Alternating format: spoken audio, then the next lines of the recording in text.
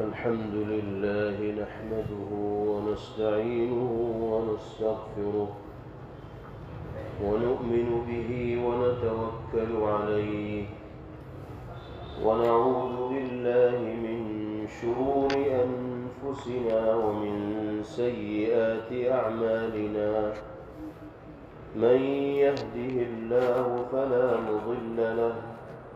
ومن يضلل فلا هادي له، ونشهد أن لا إله إلا الله وحده لا شريك له، ونشهد أن سيدنا ونبينا وإمامنا وسندنا ومولانا محمدا عبده ورسوله، صلى الله تبارك وتعالى عليه وعلى آله وصحبه وبارك وسلم تسليما كثيرا كثيرا. أما بعد، فأعوذ بالله من الشيطان الرجيم. بسم الله الرحمن الرحيم. ولا تحسبن الله غافلا عما يعمل الظالمون، إنما يؤخرهم ليوم تشخص فيه الأبصار،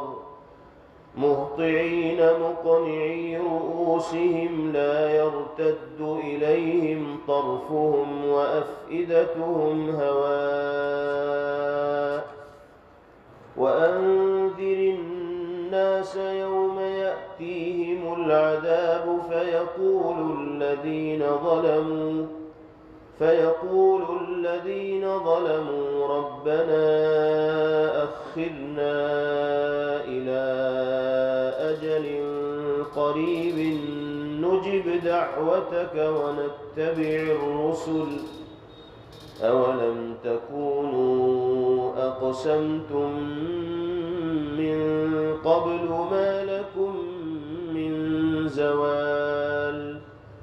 وسكنتم في مساكن الذين ظلموا أنفسهم، وتبين لكم كيف فعلنا بهم وضربنا لكم الأمثال. صدق الله مولانا العلي العظيم.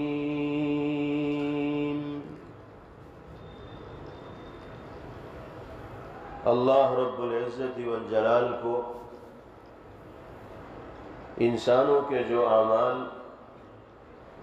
बहुत ज़्यादा नापसंद होते हैं, उनमें से एक बदअमली जुल्म है। और जुल्म का माना सिर्फ किसी को मारना, पीटना या कत्ल करना ही नहीं, बल्कि हर तरह की हक तलफी जुल्म के ज़ुमरे के अंदर आती है। इसी वजह से आप देखेंगे कि कुरान करीम में अल्लाह रब्बुल इज़्ज़ति वल जलाल ने शिर्क को जुल्म अज़ीम का नाम दिया है। इन्न शिर्क लज़ुल्मुन अज़ीम। शिर्क को जुल्म अज़ीम इसलिए कहा गया कि खुदा की खुदाई में, मालिक की मलूकियत में, रब की रुबूबियत में किसी को साझी और शरीक मानना, इससे बड़ी ज़ियादती किसी इंसान की जानिब से कोई दूसरी नहीं हो सकती। जुल्म कहा जाता है कि जो शख्स जिस चीज़ का मुस्तहिक है, जो ज़ात जिस चीज़ की मुस्तहिक है, उसको वो चीज़ न दी जाए, उसको उससे महरूम किया जाए, इसको जुल्म से ताबीर किया जाता है। इस एतबार से अल्लाह के हुकूक की पामाली हो या बंदों के हुकूक को तल्फ करना हो, ये सब की सब चीज़ें जुल्म व ज़ियादती के अंदर आती हैं। और अल्लाह ताला कभी भी زیادتی کرنے والوں کو، ظلم کا ارتکاب کرنے والوں کو پسند نہیں فرماتے، اور جو اللہ کی نگاہ سے گر جاتا ہے وہ نہ دنیا میں چین سے رہ پاتا ہے اور نہ آخرت میں اس کے لیے عزت و نجات اور سرخروئی کا فیصلہ ہوتا ہے۔ اس دنیا کی تاریخ یہ بتاتی ہے کہ پہلے ہی دن سے دنیا میں سچ اور جھوٹ کا مقابلہ رہا ہے۔ اچھے اور برے لوگوں کی جماعت رہی ہے جو آپس میں برسر پیکار رہے ہیں، اور یہ بھی تاریخ بتاتی ہے کہ ہر زمانے میں ظالم کتنا ہی طاقتور کیوں نہ ہو، سچ بولنے والوں کو اپنا سب سے بڑا مخالف تصور کرتا رہا ہے۔ آپ دنیا میں کسی بھی زمانے کی تاریخ اٹھا کر دیکھ لیجئے گا، کتنا بڑا بھی ظالم ہو اور کتنا ہی بڑا طاقتور ہو، اسے اپنے لیے سب سے بڑا خطرہ وہی جماعت محسوس ہوتی ہے جو حق کی علم بردار ہوتی ہے، سچ بولنے والی ہوتی ہے اور سچائی کی طرف دعوت دینے والی ہوتی ہے۔ چاہے سچ بولنے والوں کی جماعت طاقتور ظالم کے مقابلے میں کتنی ہی کمزور ہو، پھر بھی ظالم سوچتا یہی ہے کہ میرے لیے سب سے بڑا خطرہ وہی جماعت ہے جو سچ بولنے والی ہے اور صداقت کی علم بردار ہے۔ اسی کے نتیجے میں، اسی احساس کی وجہ سے ظالم سچ بولنے والوں پر، حق کا ساتھ دینے والوں پر ظلم و ستم کی انتہا کرتا ہے، ان کے حقوق کو پامال کرتا ہے، ان کو زندگی جیسی نعمت سے محروم کرتا ہے اور ان کو ہر طرح کا نقصان پہنچانے کی کوشش کرتا ہے، اور اپنی طاقت کے زوم میں ظالم یہ سمجھ بیٹھتا ہے کہ مجھے کوئی شکست سے اور ناکامی سے ہمکنار نہیں کر سکتا۔ اس کے دل میں یہ بات نہیں رہتی کہ وہ کچھ بھی ہو لیکن خدا نہیں ہے۔ ہمیشہ باقی رہنے والی ذات تو صرف اور صرف اللہ کی، اس کے علاوہ نہ کوئی دنیا میں ہمیشہ رہا ہے اور نہ آئندہ کوئی دنیا میں ہمیشہ رہ سکتا ہے۔ ظلم و ستم کرنے والے ظلم و ستم کی انتہا تک بھی اگر پہنچ جائیں گے تو بھی ایک دن ان کی زندگی کی شام ہونی ہے اور ان کے وجود سے اس دنیا کو پاک ہونا ہے۔ آپ دنیا کی تاریخ دیکھیے، ایک سے بڑھ کر ایک ظالم دنیا کے اندر آئے، لیکن آج ان کا کوئی نام و نشان موجود نہیں، ان کا کوئی نام لینے والا موجود نہیں۔ فرعون سے بڑا ظالم کون ہوگا جو خدائی کا دعوے دار بن بیٹھا تھا اور جس نے اپنے سماج و معاشرے میں رہنے والے سچ کے علم بردار لوگوں پر ظلم و ستم کے وہ پہاڑ توڑے تھے کہ جو تاریخ کا حصہ ہے، جن کو مٹایا نہیں جا سکتا، فراموش نہیں کیا جا سکتا۔ لیکن اللہ نے اس طاقتور ظالم کا جادو بھی توڑا، اس کے طلسم کو بھی اللہ نے پامال کیا، اور باری تعالیٰ نے اپنی قدرت سے اس کو اور اس کے ماننے والوں کو دریا میں اس طرح غرقاب کیا کہ لوگ دیکھتے رہ گئے کہ جس انسان کی اور جس کی جماعت کی طاقت کی اور رعب کی طوطی بولا کرتی تھی، آج اللہ نے اس کو نیست و نابود کر دیا۔ اس طرح کے نہ جانے کتنے ظالم دنیا کے اندر آئے، اور سب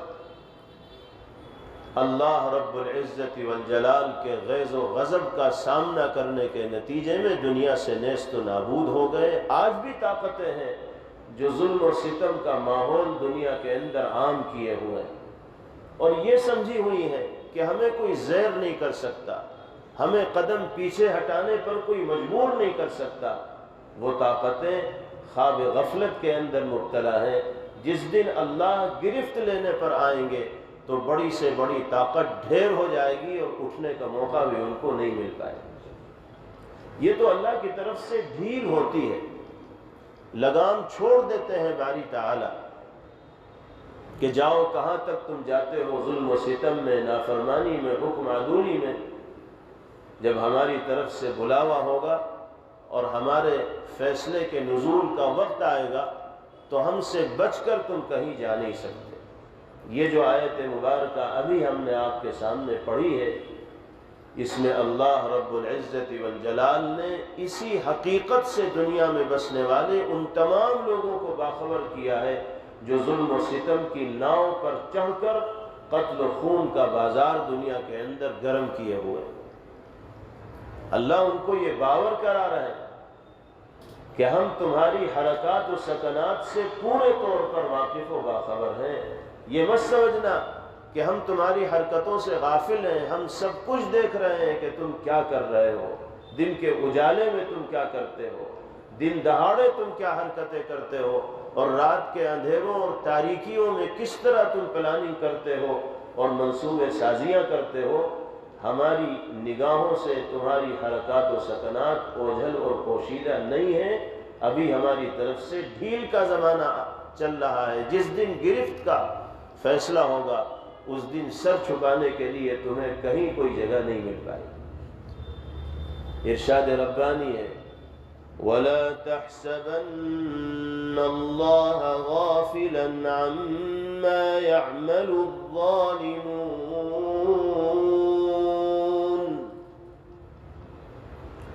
اللہ رب العزت والجلال کو غافل و بے خبر مت گمان کرو ان کاموں سے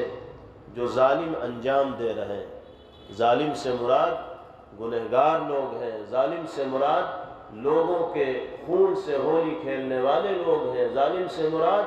لوگوں کے حقوق کو تلف کرنے والے، ضائع کرنے والے اور اللہ کے حقوق کو پامال کرنے والے بدنصیب لوگ ہیں۔ باری تعالیٰ فرما رہے ہیں کہ اللہ کو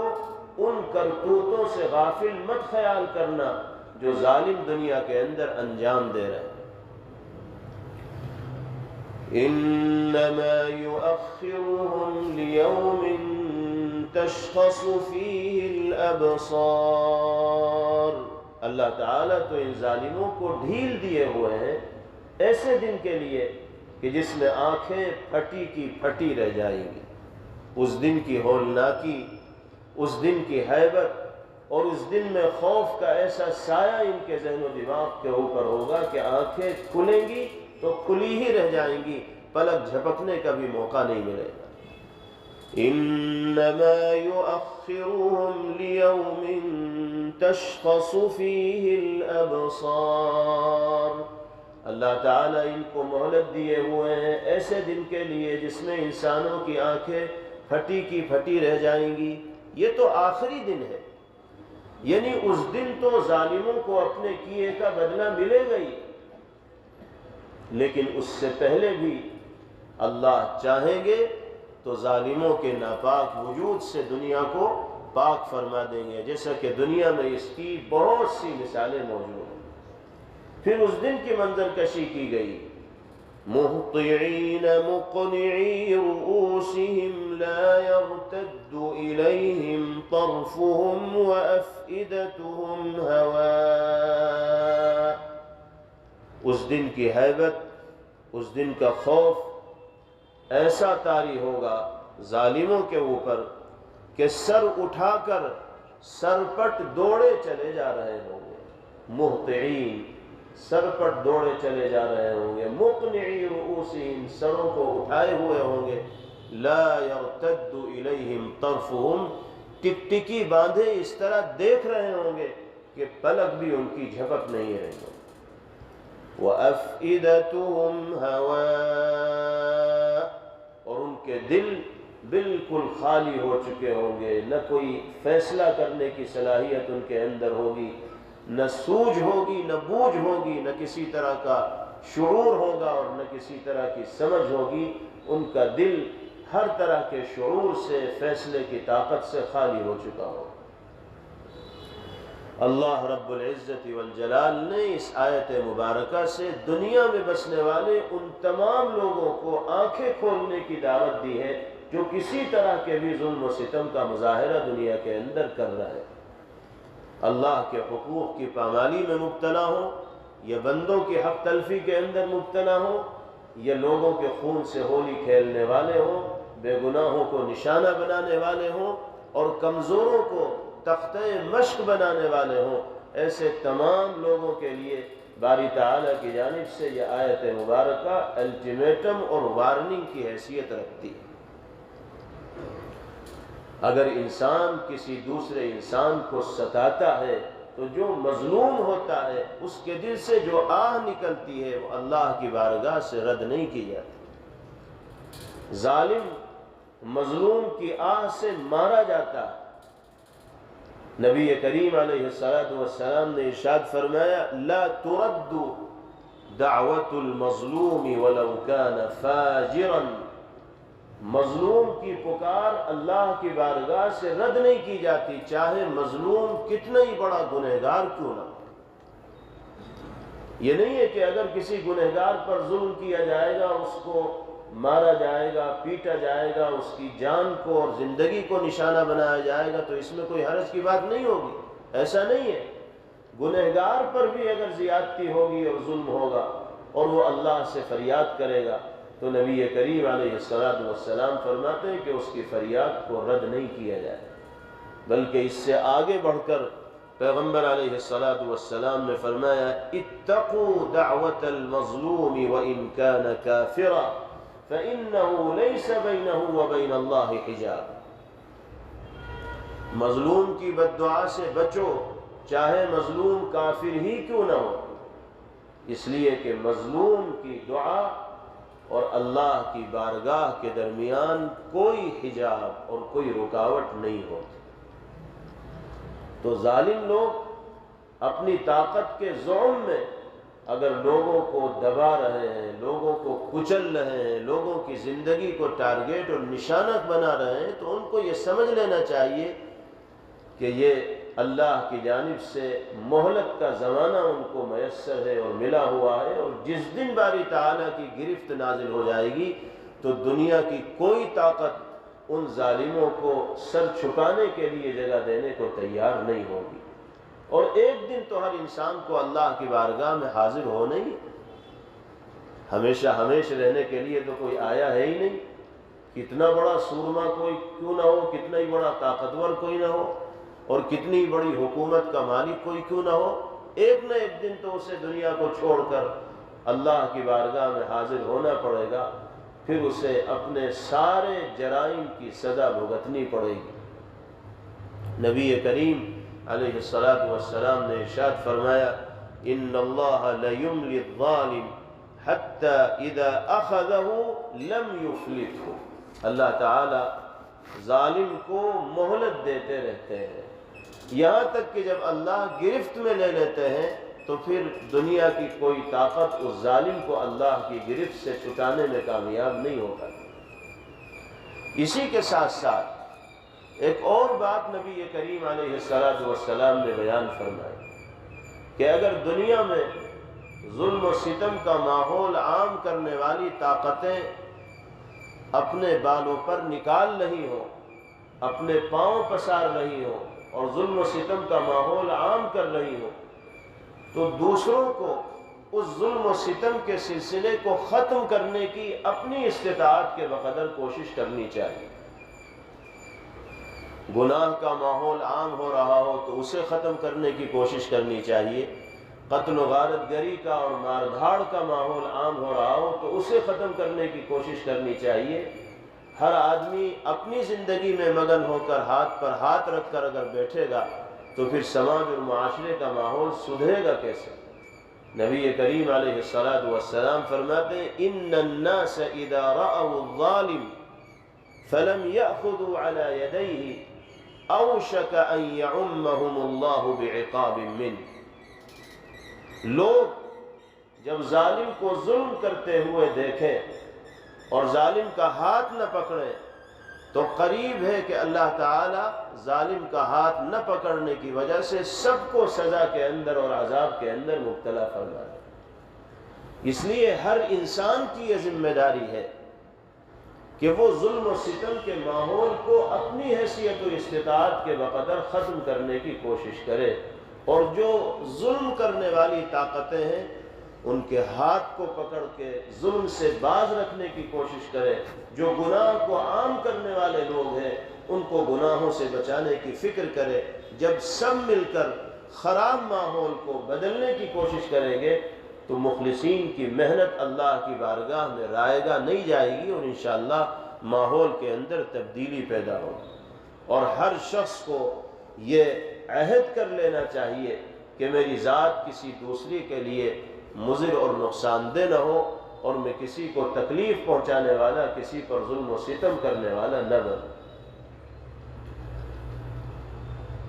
کتابوں کے اندر پرانے زمانے کے ایک بادشاہ کا واقعہ ذکر کیا جاتا ہے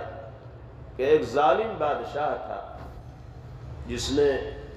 اپنا ایک نیا محل تعمیر کروایا۔ جب وہ محل تعمیر ہو گیا اور رہائش کے لائق ہو گیا تو بادشاہ اپنے اہل و عیال کے ساتھ بغرض رہائش اس محل کی طرف آیا تو اس نے دیکھا کہ محل کے کچھ فاصلے پر ایک جھوپڑی ہے جس میں کچھ لوگ رہتے ہیں۔ بادشاہ نے معلوم کیا کہ کس کی جھوپڑی ہے تو لوگوں نے بتایا کہ ایک بڑھیا ہے جو پہلے سے یہاں رہتی چلی آئی ہے، یہ اسی کی جھوپڑی ہے، وہ یہیں گزارا کرتی۔ بادشاہ ظالم تھا اور اپنی طاقت اور عہدے پر اس کو غرہ اور ناز تھا، اس لیے اس نے اپنے لوگوں سے کہا کہ اس جھوپڑی کو یہاں سے اجاڑو۔ بادشاہ کے محل کے پاس ان جھوپڑیوں کا کیا کام؟ یہ پورا علاقہ تو صاف ہونا چاہیے۔ چنانچہ اس بادشاہ کے کہنے کے مطابق اس جھوپڑی کو اجاڑ دیا گیا۔ آج بھی ظالم طاقتیں انسانوں کے آسرا کو اجاڑنے کا کام کرتی ہیں۔ بلڈوزر چلائے جاتے ہیں، مکانات توڑے جاتے ہیں، برسہ برس سے رہنے والے لوگوں کو اس علاقے میں زندگی گزارنے سے محروم کیا جاتا ہے۔ تو ظالموں کی یہ فطرت پہلے سے رہی ہے اور ہر زمانے میں وہ اپنی طاقت کے نشے میں چور ہو کر اس طرح کی حرکتیں کرتے رہے ہیں اور انسانوں کو ان کے بنیادی حقوق سے محروم کرتے رہے ہیں۔ اسی فطرت کے مطابق اس ظالم بادشاہ نے اس کمزور اور بیچاری بڑھیا کی جو جھوپڑی تھی اس کو اجڑوا دیا۔ وہ اس وقت جھوپڑی میں موجود نہیں تھی، وہ واپس آئی، اس نے دیکھا کہ وہاں جھوپڑی موجود ہی نہیں، اس کو تو اکھاڑ کے پھینک دیا گیا۔ وہ وہیں بیٹھ گئی اور کتابوں میں آتا ہے کہ اس نے اللہ کی بارگاہ میں ہاتھ اٹھا کر دعا کی کہ الہ العالمین، جو کچھ ہوا ہے آپ کے سامنے ہوا ہے، آپ کی نگاہوں سے کوئی چیز اوجھل اور پوشیدہ نہیں، میں تو اس بادشاہ سے مقابلہ نہیں کر سکتی، اس کے دل میں رحم اور ترس نام کی کوئی چیز نہیں، اور یہ اپنے طاقت کے نشے میں چور ہے اور ظلم کی تمام حدوں کو پار کرتا ہوا چلا جا رہا ہے، میں تو اس کے مقابلے میں عاجز ہوں، درماندہ ہوں۔ لیکن اے مالک، آپ کی طاقت کے مقابلے میں تو اس کی طاقت کوئی حیثیت نہیں رکھتی، میں یقیناً اس کے مقابلے کی تاب نہیں رکھتی، سکت نہیں رکھتی، طاقت نہیں رکھتی، لیکن میں سمجھتی ہوں کہ آپ کو اپنے ہر بندے سے جو تعلق ہے، محبت ہے، اس کا تقاضا یہ ہے کہ آپ اپنے کسی بندے کو، اپنی کسی بندی کو اجڑنے نہیں دیں گے، بے گھر نہیں ہونے دیں گے۔ آج اس نے میرے ساتھ یہ معاملہ کیا ہے، میری درخواست اور گزارش یہ ہے کہ آپ اس سے ایسا انتقام اور بدلہ لیجئے کہ اس کی نسلیں بھی یاد رکھیں اور آئندہ کوئی اس طرح کا ظلم اور ستم کرنے کی جرأت و کوشش نہ کرے۔ مظلوم کی دعا اللہ کی بارگاہ سے رد نہیں ہوتی۔ تاریخ کی کتابوں میں لکھا ہے کہ اللہ نے اس بڑھیا کی دعا کو قبول فرمایا اور پھر ایسا عذاب خداوندی نازل ہوا کہ وہ بادشاہ بھی زمین بوس ہوا اور جو عالیشان محل اس نے تعمیر کروایا تھا وہ بھی زمین کے اندر دھس گیا، نہ وہ بچا، نہ اس کے بال بچے بچے، نہ اس کا وہ عالیشان محل بچا، اور سب کو اللہ نے دنیا والوں کے لیے نشان عبرت بنا دی۔ یہ حقیقت ہے اللہ کی قدرت کا مقابلہ اور اللہ کی طاقت کا مقابلہ دنیا کا بڑے سے بڑا سورما نہیں کر سکتا، دنیا کی طاقتور سے طاقتور حکومتیں نہیں کر سکتی۔ آج ظالموں کو عقل کے ناخون لینے چاہیے اور اپنی عاقبت کے سلسلے میں فکر مند ہونا چاہیے۔ اللہ کی طرف سے اگر ان کو ڈھیل ملی ہوئی ہے تو اس کا مطلب یہ نہیں ہے کہ وہ ظلم کی ساری حدوں کو پار کر جائیں۔ ایک نہ ایک دن یقیناً اللہ نے چاہا تو ان ظالموں کا طلسم ٹوٹے گا، ان کی کمر ٹوٹے گی، ان کی طاقت مٹی کے اندر ملے گی، اور اللہ ایمان والوں کو عزت کے ساتھ، عافیت کے ساتھ، سرخروئی کے ساتھ زندگی گزارنے کا موقع فراہم کریں گے۔ لیکن اس کے لیے شرط یہ ہے کہ ہمارا اور آپ کا رشتہ بھی اللہ سے مضبوط ہونا چاہیے۔ اللہ کی ذات کی جانب ہمارا لگاؤ ہونا چاہیے، ہر معاملے میں اللہ کی جانب متوجہ ہونے کا عادی بننا چاہیے، اللہ کے ذکر اور شکر کا عادی بن کر دنیا کے اندر زندگی گزارنے کی کوشش کرنی چاہیے۔ جب اللہ سے ہمارا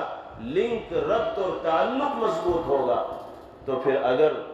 کوئی ظالم طاقت ہماری طرف غلط نگاہ بھی ڈالے گی تو ہمیں اپنے دفاع کی ضرورت نہیں پیش آئے گی۔ اللہ رب العزت والجلال اپنی طاقت سے ان ظالموں کو ہم سے دفع فرمائے گا۔ نبی کریم علیہ السلام نے فرمایا من عادى لي وليا فقد آذنته بالحرب، جو میرے کسی ولی کے ساتھ دشمنی کا معاملہ کرے گا۔ ہر شخص اللہ کا ولی بن سکتا ہے، ولی کا مطلب دوستی تو ہے، اور اللہ سے دوستی کرنا انتہائی آسان۔ انسانوں سے دوستی کرنا مشکل ہے لیکن اللہ سے دوستی کرنا بہت آسان ہے۔ اللہ کی مان لے انسان تو اللہ کا دوست بن جائے، اللہ کے حبیب کے طریقے پر عمل کرنے والا بن جائے تو اللہ کا محبوب بن جائے۔ قل ان کنتم تحبون اللہ فاتبعونی یحببکم اللہ۔ اللہ نے تو اعلان فرمایا، پیغمبر علیہ السلام کے ذریعے اعلان کروا دیا گیا کہ آپ لوگوں کو یہ بتا دیجئے کہ اگر تم اللہ سے محبت کرنا چاہتے ہو تو میرے طریقے پر عمل کرو، اللہ تم کو اپنا محبوب بنا لے۔ اور جو اللہ کا محبوب بن گیا، نبی کریم علیہ السلام فرماتے ہیں کہ اب میرے محبوب کو اگر کوئی ستائے گا تو اس کے خلاف میں اعلان جنگ کرتا ہوں، اور جس کے خلاف اللہ اعلان جنگ فرمائے تو پھر اس کی دنیا بھی برباد اور اس کی عقبہ اور آخرت بھی برباد۔ اس لیے ہمیں اپنے آپ کو نصرت الہیہ کا مستحق بنانے کی بھی فکر کرنی ہو۔ ہم دین سے دور ہو کر غفلت کی زندگی میں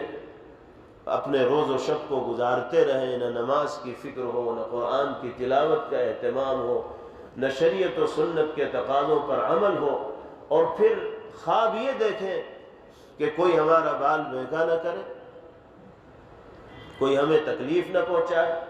کوئی ہمارے جان سے کھیلنے والا نہ بنے، کوئی ہماری عزت و آبرو کو ٹارگیٹ اور نشانہ کرنے والا نہ ہو، تو پھر یہ خواب رہے گا، شرمندہ تعبیر نہیں ہو پائے گا۔ اس خواب کو شرمندہ تعبیر کرنے کے لیے اللہ سے لو لگانی ہوگی اور اس کی ہدایات پر، اس کی تعلیمات پر، اس کے اوامر پر عمل کرنا ہوگا، اور جن جن باتوں سے اللہ اور اس کے رسول صلی اللہ علیہ وسلم نے منع فرمایا ہے ان سے رکنا ہوگا۔ اس کے بعد اگلی آیت میں باری تعالیٰ ارشاد فرماتے ہیں وَأَنذِرِ النَّاسَ يَوْمَ يَأْتِيهِمُ الْعَذَابُ فَيَقُولُ الَّذِينَ ظَلَمُوا رَبَّنَا أَخِّرْنَا إِلَىٰ أَجَلٍ قَرِيبٍ۔ لوگوں کو آپ ڈرائیے اس دن سے کہ جس دن لوگوں کو عذاب کا سامنا کرنا پڑے، اور جب عذاب کھلی آنکھوں آتا دیکھیں گے اور اپنے آپ کو بھنور میں پھنسا ہوا دیکھیں گے تو پھر شور مچائیں گے، پھر نانی یاد آئے گی، پھر دن میں تارے دکھیں گے، پھر اللہ سے فریاد کریں گے اور کیا کہیں گے؟ ربنا اخرنا الى اجل قریب، اے اللہ تھوڑے دن کی مہلت اور دے دیجیے، ہم تو موت کے منہ میں آ گئے بالکل، ہم تو موت کا لقمہ بنا چاہتے ہیں، ہم تو زندگی سے محروم ہو رہے ہیں، تھوڑی مدت کے لیے ہمیں مہلت مل جائے، نجب دعوتک، آپ جو کہیں گے وہ مانیں گے۔ اس سے پہلے تو کبھی ان کی سمجھ میں نہ آئی اور کبھی سیدھے راستے پر چلنے کی فکر نہ کی، اور جب موت کے منہ میں جانے لگے، عذاب الہی کا مشاہدہ کرنے لگے، تب ان کو اپنی حرکتوں پر ندامت و شرمندگی کا احساس ہوا، اور اللہ سے کہنے لگے نجب دعوتک ونتبع الرسل، ہم آپ کی ہر بات مانیں گے اور رسولوں کی پوری اتباع و پیروی کریں گے۔ اللہ کیا جواب دیں گے؟ اولم تکونوا اقسمتم من قبل ما لکم من زوال، اللہ فرمائیں گے کہ جاؤ، اب تو سزا کے مزے چکھو، اب واپس جانے کا موقع نہیں اور مہلت ملنے کا بھی کوئی موقع نہیں۔ پرانے دن یاد کرو، کیا تم یہ قسمیں نہیں کھایا کرتے تھے کہ کبھی تمہیں زوال نہیں ہوگا؟ کیا تم یہ سمجھ نہیں بیٹھے تھے کہ کبھی تم حکومت کی گدی سے اترو گے نہیں؟ کیا تم لوگوں میں یہ کہا نہیں کرتے تھے کہ اب تو ہمیشہ ہمارا ہی اقتدار رہے گا، ہماری حکومت رہے گی اور ہمارے ہی اشارے پر نظام حکومت چلے گا؟ اولم تکونوا اقسمتم من قبل، کیا اس سے پہلے تم نے قسمیں کھا کر یہ بات نہیں کہی کہ ما لکم من زوال، کہ تم اب جانے والے نہیں ہو، اب بیٹھ گئے تو بیٹھ گئے، برسوں تمہاری حکومت رہے گی، صدیوں تمہاری حکومت رہے گی۔ جب آدمی طاقت کے اور عہدے کے نشے میں ہوتا ہے تو پھر تو اسے پتہ نہیں کیا کیا سوچتا ہے، اور کرسی سے اترنے میں، عزت سے ذلت کے اندر مبتلا کرنے میں، عرش سے فرش تک پہنچانے میں اللہ کی جانب سے لمحے نہیں لگتے۔ جب فیصلے کا وقت آتا ہے تو سب کچھ عدل بدل ہو جاتا ہے، زیر و زبر ہو جاتا ہے۔ اس لیے نہ انسان کو کبھی اپنی طاقت پر ناز ہونا چاہیے، نہ کبھی اپنے عہدے پر ناز ہونا چاہیے، نہ کبھی اپنی عزت پر ناز ہونا چاہیے، نہ کبھی اپنی شہرت پر ناز ہونا چاہیے۔ ہر وقت اس کو اللہ سے لو لگائے رکھنی چاہیے کہ اللہ عافیت و عزت کے ساتھ، حقوق کی ادائیگی کے ساتھ دنیا میں زندگی گزارنے کا موقع دے اور کسی طرح کی آزمائش و امتحان میں مبتلا نہ فرمائے۔ وَسَكَنْتُمْ فِي مَسَاكِنِ الَّذِينَ ظَلَمُوا أَنفُسَهُمْ وَتَبَيَّنَ لَكُمْ كَيْفَ فَعَلْنَا بِهِمْ وَضَرَبْنَا لَكُمُ الْأَمْثَالَ، اور تم ان لوگوں کی رہائش گاہوں میں، ان لوگوں کے علاقوں میں رہتے چلے آئے ہو، جس علاقے میں رہنے والے لوگوں نے بھی اپنی جانوں پر ظلم کیا تھا تو اللہ نے ان کو نشان عبرت بنا دیا تھا، اور تمہارے سامنے یہ بات واضح کر دی گئی کہ ہم نے ان ظالم لوگوں کے ساتھ کیسا معاملہ کیا، کیف فعلنا بہم، ہم نے ان کو کس طرح کی سزاؤں کے اندر مبتلا کیا، وضربنا لکم الامثال، اور ہم نے تمہارے سامنے بہت سی مثالیں بھی بیان کی۔ تو سمجھانے کا دور تو اب نکل چکا اور سمجھنے کا زمانہ بھی اب نکل چکا۔ بہت تمہیں سمجھایا گیا لیکن تم سمجھنے کے لیے تیار نہ ہوئے، اب تو تمہارے لیے سزا جھیلنے کا زمانہ ہے، اس لیے ہر حال میں تمہیں سختیوں کو برداشت کرنا پڑے گا اور سزا کو جھیلنا پڑے گا۔ اللہ تعالی ہم سب کو اپنی سزا کا مستحق بننے سے محفوظ فرمائے اور اپنے انعامات کا، اپنی رحمتوں کا باری تعالی ہم سب کو مستحق بنائے، اور ہر طرح کی آزمائشوں سے اور امتحانات سے اللہ رب العزت والجلال ہماری حفاظت فرمائے۔ وآخر دعوانا ان الحمد للہ رب۔ Thanks for watching. Don't forget to like, comment, share and subscribe to Al Wahid channel.